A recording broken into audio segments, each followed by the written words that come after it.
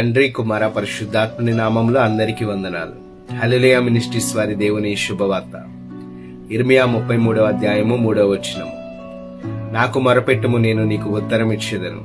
నీవు గ్రహింపలేని గొప్ప సంగతులను, గూఢమైన సంగతులను నీకు తెలియజేతును. ఇర్మియా ప్రవక్త చెరసాల లోపల ఉన్నప్పుడు దేవుడు ఈ మాటలు ఆయనతో చెప్పారు.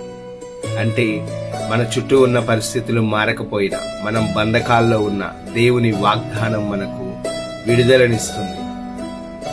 నీ పరిస్థితులు నిన్ను బంధించి ఉండవచ్చు, నీ భవిష్యత్తు నీకు చీకటిగా అనిపించవచ్చు. కానీ దేవుడు అంటున్నాడు, నీకు తెలియని, నీవు గ్రహింపలేని సంగతులను నేను నీకు చూపిస్తాను. నీకు సమస్యలు కనిపిస్తున్నాయేమో, కానీ దేవుడు ఆ సమస్య వెనుక ఉన్న పరిష్కారాన్ని నీకు చూపించాలనుకుంటున్నారు. నీవు అడిగేదానికంటే, ఊహించేదానికంటే గొప్ప కార్యాలు చేయడానికి ఆయన సిద్ధముగా ఉన్నాడు. ప్రార్థన అంటే అడగడం మాత్రమే కాదు, దేవుని చిత్తాన్ని దర్శించడం. నిరాశ చెందకండి. మీ మోకాళ్ళ అనుభవం మీ జీవితపు మలుపులను మారుస్తుంది. మీరు అడిగే చిన్నది కావచ్చు, కానీ ఆయన ఇచ్చేది మీరు గ్రహింపలేని అంత గొప్పది. ఈరోజు నీ కొరకు ఈ శుభవార్త.